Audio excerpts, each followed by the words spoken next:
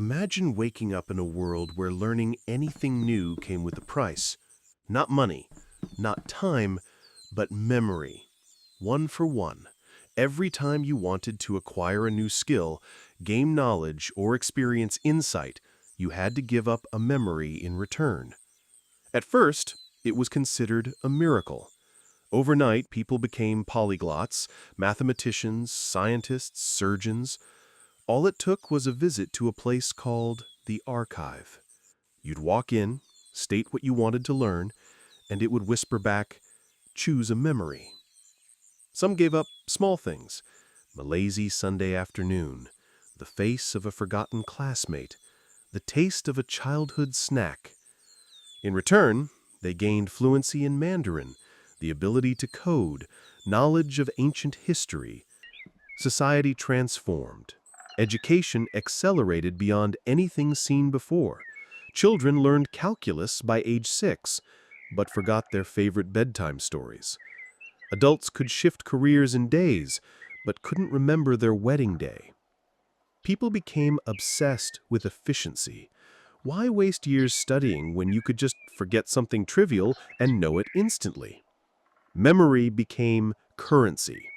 There were even markets for it. Buyers and sellers emerged. Some sold memories they didn't value.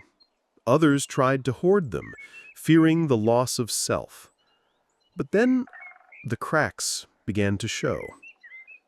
A woman forgot her mother's laugh just to learn how to play the piano. A man forgot his daughter's first steps to understand quantum physics. The more people learned, the more they lost who they had been. Relationships suffered. Couples drifted apart, their shared memories no longer aligning. "Remember our trip to the coast?" one would ask, and the other would look blank. That moment had been traded for architecture. And not all memories were equal. Emotional ones were heavier, deeper. But those were the ones the archive wanted most. The more complex the knowledge, the more precious the memory it demanded. Eventually, society split. Some embraced the trade, calling themselves the Ascended. They were brilliant, skilled, and empty. Others rejected the archive, calling themselves the Keepers. They held on to their pasts, their feelings, their messy humanity. Wars didn't break out, just silence. The two factions simply stopped understanding each other. The Ascended saw Keepers as primitive. The Keepers saw Ascended as hollow. One day, a young boy, barely 10, stepped into the archive.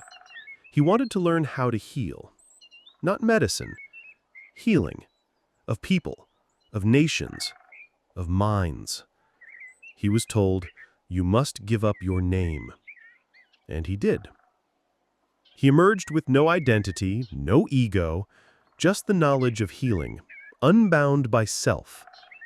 He became a legend, a bridge between the two worlds. He taught that memory wasn't just data. It was meaning, context, love.